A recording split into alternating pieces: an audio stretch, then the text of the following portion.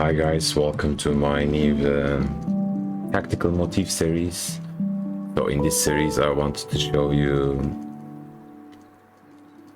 some concepts that you have to know by heart, especially if you're a beginner or an intermediate player. It can bring your game to the next level, and every experienced player know these motifs by heart. If you know them, you can win some games easily or lose some games instantly. So I divided these motifs into different categories, and as we go further I will increase the level of difficulty, so if you're a strong player, maybe later on you can find something to enjoy. So without further ado, let's dive into it. First motif is, this is how I called it, the lethal or animal queen check. So let's give you an elementary example. Let's say e4, c5, knight f3, d6. They're going against some dragon or knight of, and white plays this c3. They want to build a big pawn center with d4 move. So black can play knight f6, attacks the pawn, but white can ignore it, because if you take it, queen a4, and then you lose the knight, as well as the game. So what should you do? Maybe you can play some g6 or some sneaky bishop d7, because now you can take, there is no queen a4 check. So this is how we can win a game or lose a game instantly.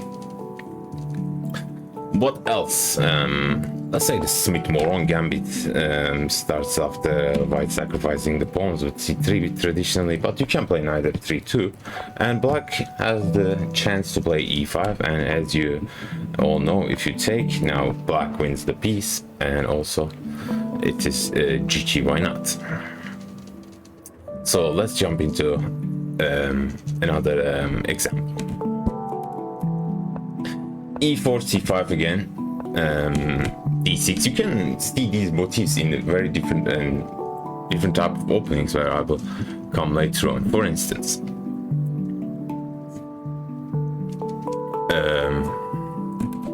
e4, c5. Now we are looking from black side, but whatever, it doesn't matter.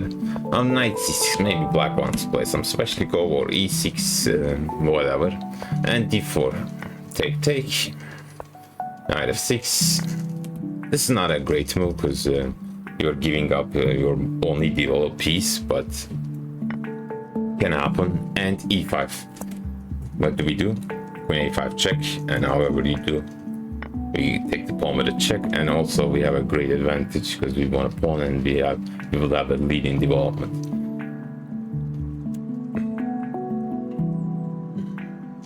This motif can arise also from, let's say, with e6, and then black plays knight f6, attacks the pawn, and you should defend. Either bishop d3 or knight c3 is the top move, but e5, we all know what to do. Queen a5, win the pawn. So let's jump into another one. And this is the so-called Benoni, d4, c5. Now, normally white should play a d5 to claim something, grab some space, but let's say c4 move is like, especially in fast time controls, is a sad pre-move, and if you take, I mean, queen takes, we can play knight c6, queen has to retreat, so white can play a knight f3. What do? e5. We defend the pawn, but wait, what happens if they take? Again, the same motif, queen a5 check, lethal check, and we win the knight. So now let's show the final version of this animal checks, so to say. d4, d5 this time, and knight c3. White is gonna play the so-called Jobava London. It used to be one of my favorites. Black has so many different ways to play, and this is the beginning of Jobava London after bishop f4. You can play c6, a6, a6, whatever you want, but let's say a6, no logical move, you know, not allowing any knight b5 ideas. So e3, and black plays c5.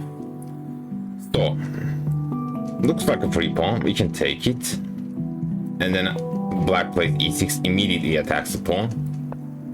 Knight a4. Well, my knight is on the rim, but it defends the pawn. Unfortunately, they can take and then give this queen a4 check again. I mean, still it is an equal game, but you know, this is a little bit of advanced version of these animal checks. And even furthermore, there is now a well-established line which goes like this: knight f6, bishop f4. Black immediately plays c5, and you can play e3. Let's say the solid way, but there is this move e4, which is now one of the main TVs, and black can actually take three ways: takes. But let me just show you this: knight takes e4, knight takes e4, d takes e4, d takes c5, and queen a5 check, c3, queen takes c5. But it goes further: queen a4 check, looks a bit funny, and then white picks up the queen, picks up the pawn on e4.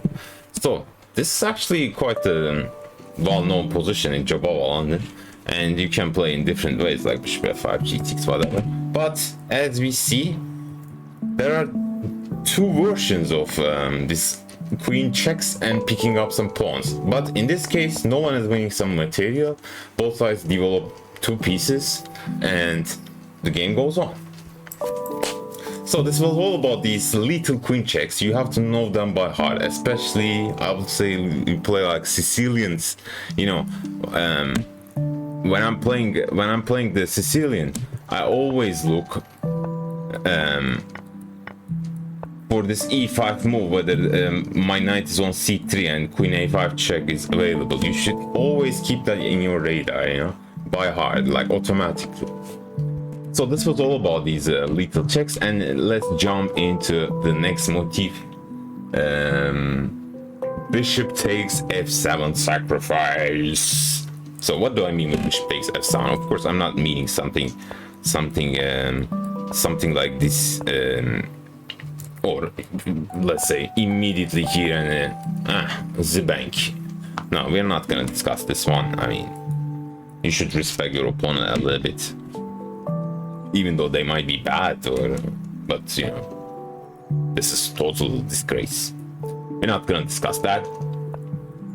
But let's first see the first like basic example. So knight f3, knight d6, and bishop c4. White's playing the gioco piano. Knight d4. If you don't know, if you face this move for the first time, you might be tempted for this move, which is a very unfortunate move, because after queen g5, black's gonna have a good time. So that's why it is not recommended. I think this is called I don't know what it's called, blah blah gambit. But you should take this pawn, and after e takes d4, white castles, and bishop c5. Now you can pause the video if you want, but there is a winning sequence, and bishop f7, yes sirski. And after queen h5, wherever the king calls, we can, let's say here, we can win this one, even this one, and king is exposed, and white is winning the game basically.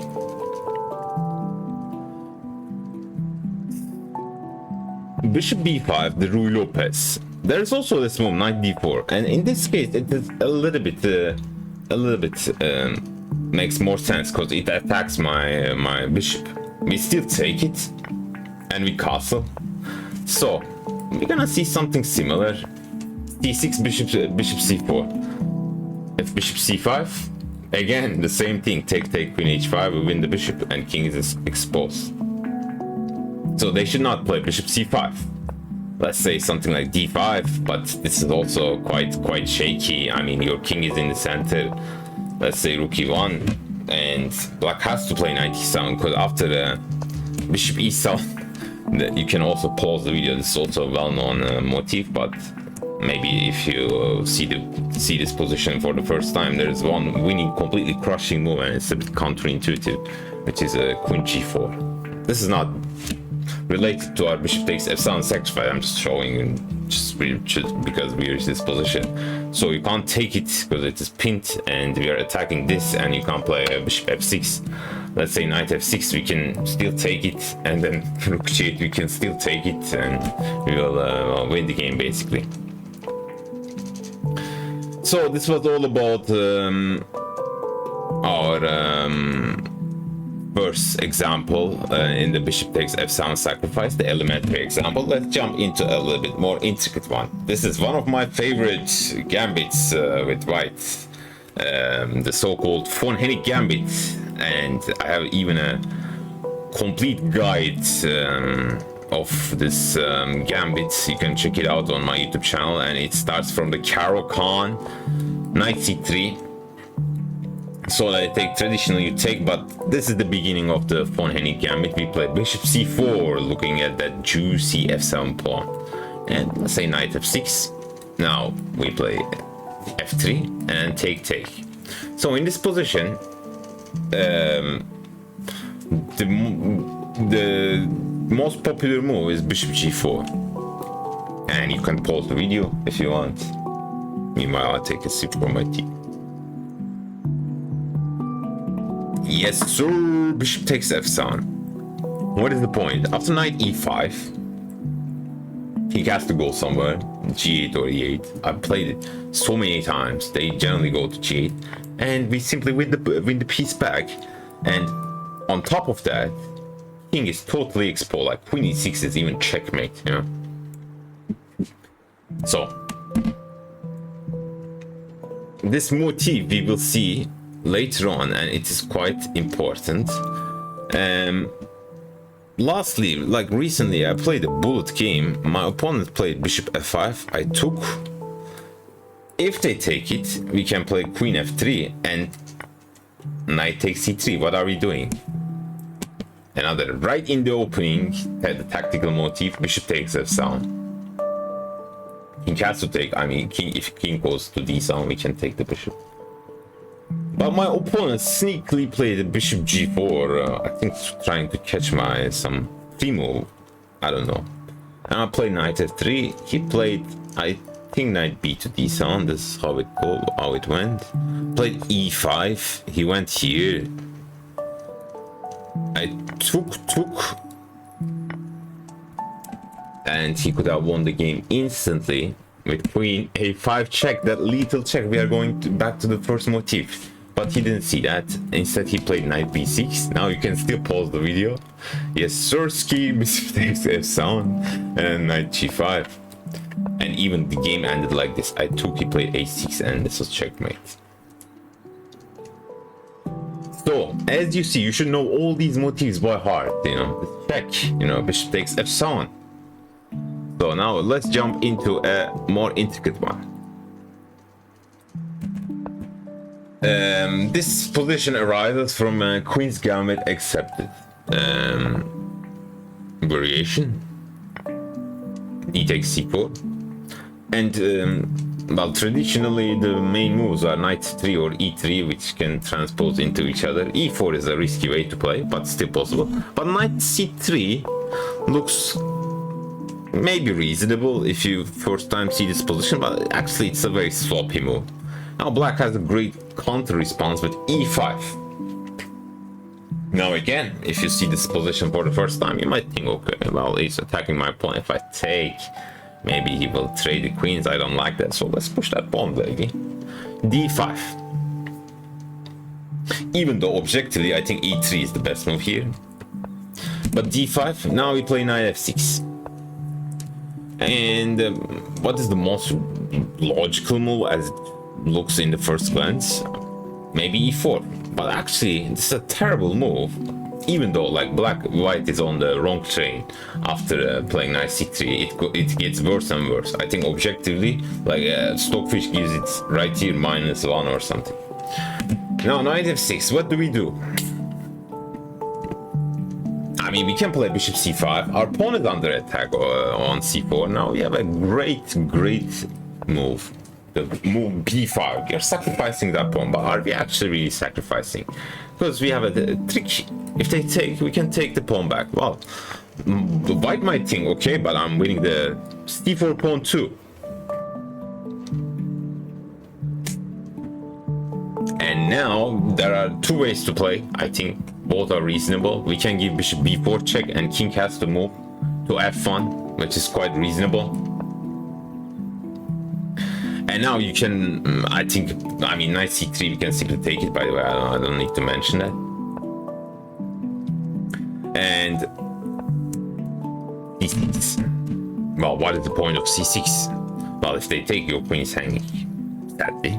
They have to find queen e2. And c takes b5.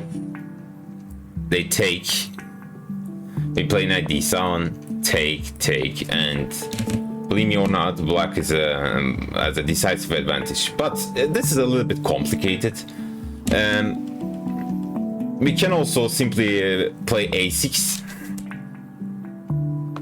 And after knight c3. Oh, now we can pause the video.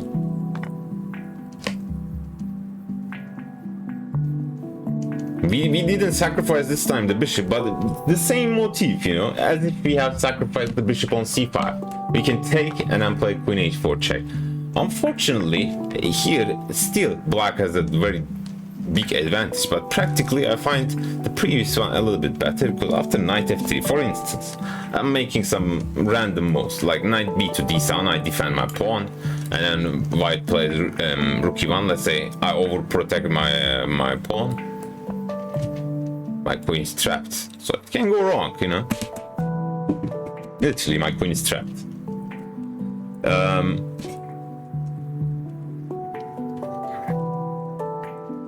So, right in this position, instead of knight takes b5, let's say white sees, okay, if I take, black is gonna take here. So let's start with bishop g5. Let's pin that knight, which is a reasonable move, and objectively a good move. Now we play bishop c5. Look at this sniper looking at a juicy f2 pawn this time. We're looking from the black side. And knight f3. I mean, you can maybe take it, but I doubt it, because we might have still some trickery, you know. So let's say white sees that and plays knight f3. You know, just developing a move. Maybe they will castle later. Now, knight b to d7, we defend the pawn. White might still get tempted by this bloody knight takes b5 move. What are we doing? You can pause the video. This is a little bit difficult, because you have to think 3-4 moves later.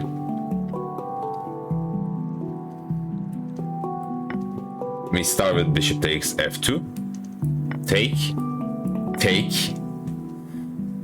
And wherever the king goes, let's say to g1, we take, they take, but we should not take immediately the knight, because there's knight c7, but we can simply play first rook b8, the cold-blooded rook b8 move, and then we can later win that knight. Playing a6. There's queen h5 move, but it's not our team. So this was the thingy in Queen's Gambit accepted. This unfortunate knight c3 d5 e4 sequence. So now let's jump into another one, the final one of these sacrifices, and this time we have the black pieces, and the position arises after e4 e5, one of the most fun, I don't know. The Danish gambit looks quite dangerous if you first see them, because white is sacrificing all the queenside pawns, but gets some rapid development. So e takes d4, c3, take. I think if you're a Danish gambit player, you would prefer bishop c4. That looks like in the spirit, even though knight takes c3 is also a move. But first, let's look at bishop c4, and we jump into a train. So what to do? We simply take it. Otherwise, actually, I mean, like you can play here d5 too. But if you start taking here, now you have to take that one too. And bishop takes b2. Now, this time white's bishop is looking at our vulnerable f7 pawn. Now, there are two ways, maybe, okay, more than two ways to play, I think. Traditional people used to play this in 1910s like this with d5. It might look quite obscure, like why are we playing d5? Well, don't forget, we are up 2 pawns, we can give one of them back, and if queen takes, we love to trade the queens, because, you know, I mean, white is playing a gambit with sacrificing 2 pawns, so in the end we will be up 1 pawn. And if you play e takes d5, that's not in the spirit. You're blocking your queen, you're blocking your bishop. So bishop takes d5 looks quite logical. And knight f6. Well, now you can pause the video and find something for white. Yes, Sirski. Bishop takes f7. Woohoo! White is winning the queen. But black has this move, bishop b4. And well, if you block, I will take. If you block with a knight or a bishop, I will take the queen. So queen blocks. And take. Rook e8, we attack the pawn. F3 looks quite natural. And there is, okay, this is not a, I think, human move, but engines prefer this move exactly in this position. Knight a6, why not knight c6? Because after knight a6 can go to b4 and also to c5. But this is not our team, and we reach an equal queenless endgame, so to say. So this is how people used to play in 1900s. But there is a more ambitious way if you want to play. You can start with bishop b4. You can start with knight f6 as well, but I like this. It's more concrete. Bishop b4.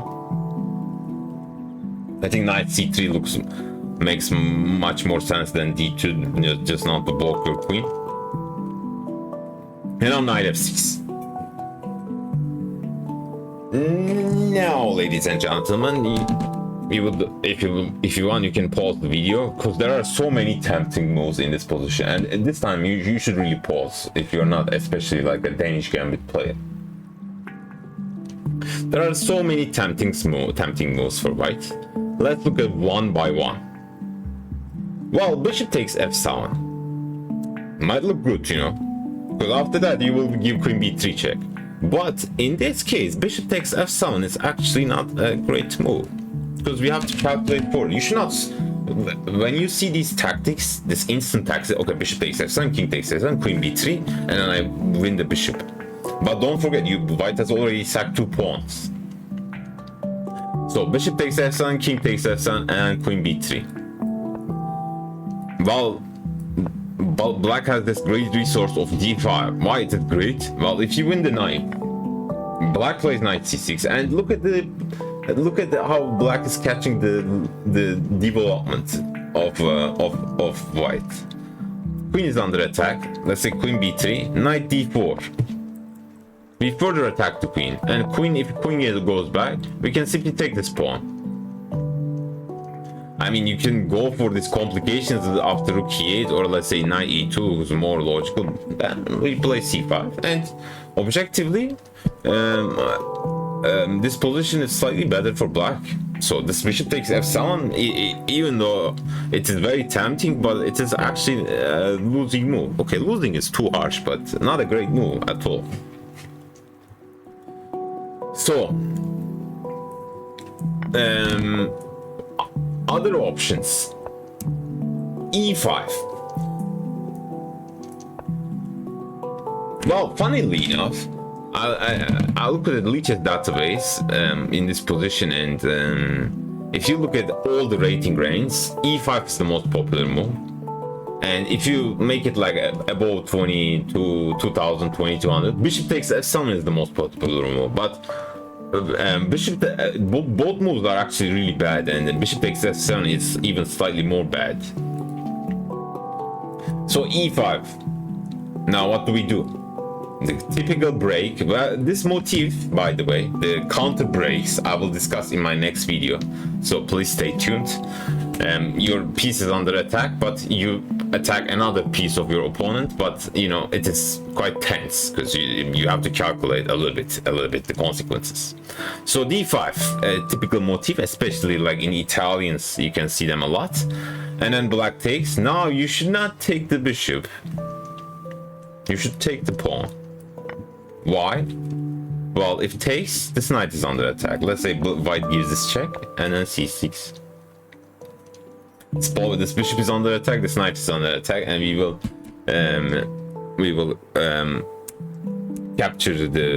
recapture our piece back and enjoy our position.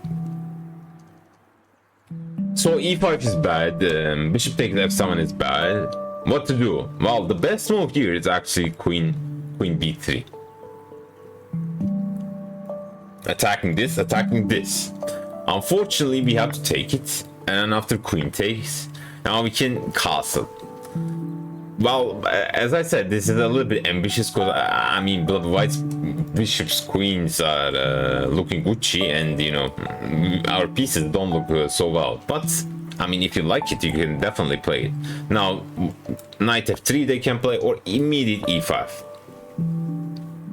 Well, in this position, I have to say on Leech's database, white's win rate is around 60%. I mean, we gotta mention that. But if you don't know it precisely, you might still get a great position. Knight e4, but these moments are quite critical. Now, queen d4, d5. Like you have to find d5, otherwise it's toasted. We love queen traits. And after bishop takes d5, this knight g5 going back to e6, blocking that battery is essential, but it is a little bit risky, as I said. So you can maybe try this move d5 and going for an equal queenless endgame. Maybe your cup of tea. But as you can see, guys, this bishop takes f7, even it looks like it is ruining my king safety. It's not a great move, so you have to balance these, fine-tune these motifs in your own games. So this was all about our bishop takes f7, or with black bishop takes f2 type of sacrifices, the sound sacrifices. Like I didn't show you like Jerome Gambit or whatever, or e4, e5, bishop c4, knight c6, bishop takes f7, some garbage nonsense. Now the final example, which involves all the motifs that we have seen so far, and I hope you will enjoy it. So it is a Sicilian game: e4, c5, knight f3, d6, d4, take, knight f6, knight c3. Now they can play g6, dragon, a6, knight dwarf.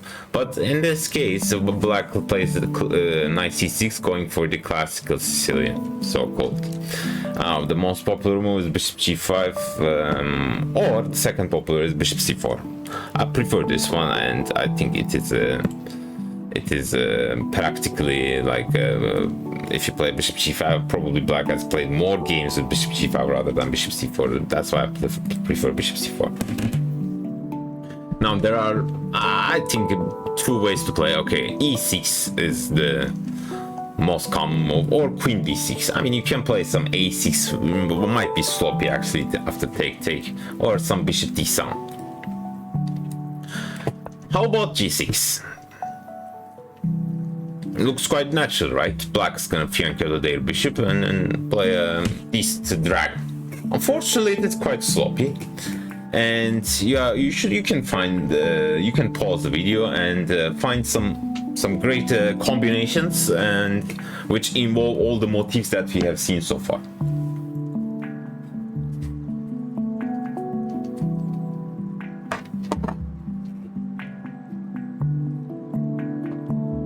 So g6, why is it a bit sloppy?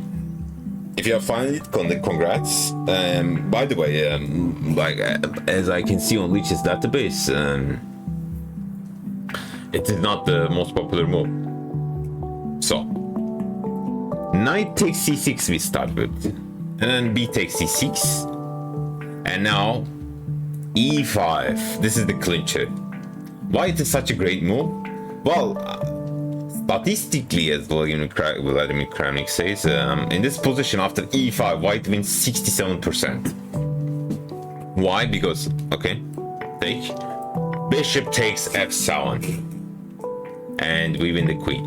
So in the previous games, for instance, we have seen like black was able to, in that Danish game, give bishop b4 check and pick up our queen. This is not the case. And on top of that, why are we taking this one first, not pushing e5? Because they can take with the knight. Yeah. That's why we first eliminate this knight and then play e5. So this one is losing. Let's just for fun, let's look at how black can play this position. Let's say knight d7. We can take, and after e takes d6, like bishop f4, we simply attack the pawn. Well, okay, but why not d5? If somebody say, well, unfortunately, this is completely losing because of the sacrifice, and white's threats are absolutely deadly.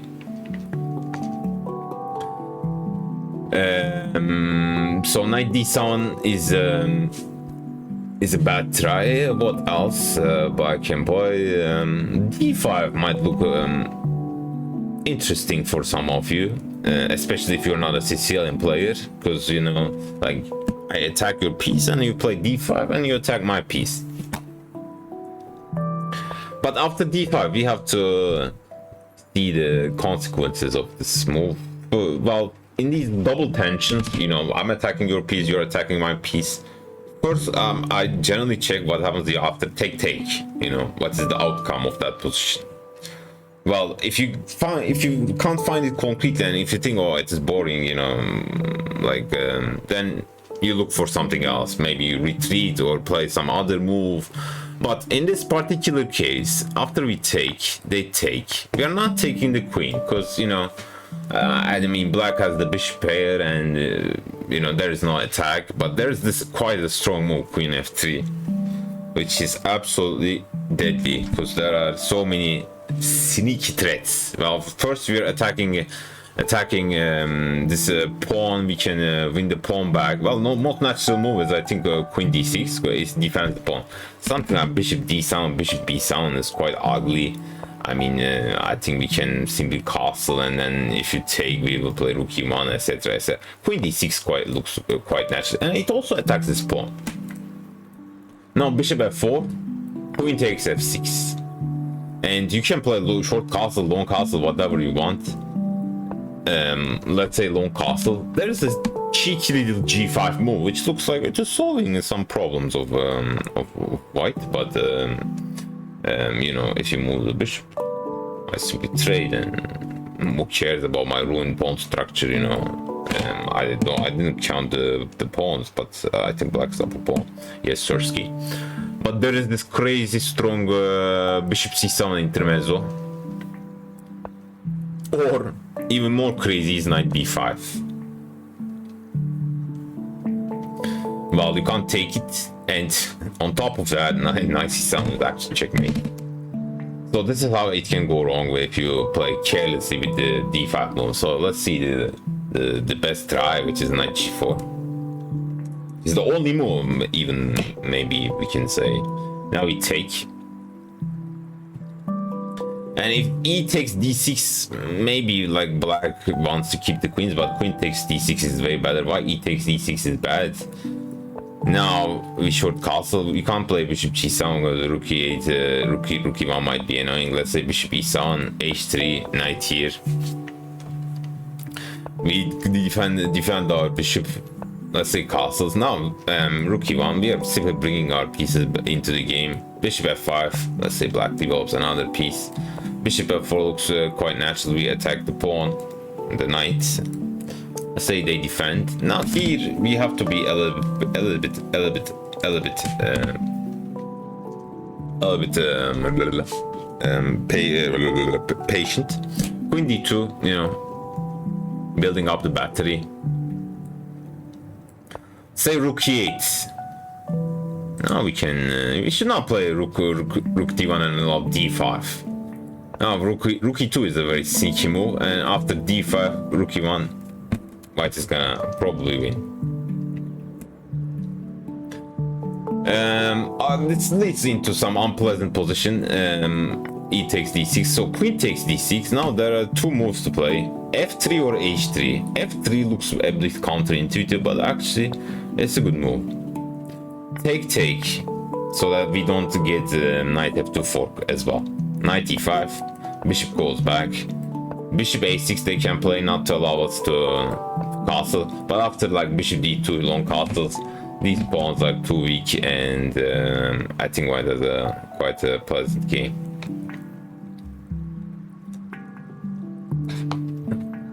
So this was our final example. Hope you guys enjoyed this tactical motif, the beginning of tactical motif series. In the next video, we go into a little bit advanced versions of these tactical motifs. Thank you so much for watching, and don't forget to smash that subscribe button. I really appreciate it. And stay tuned. Bye bye.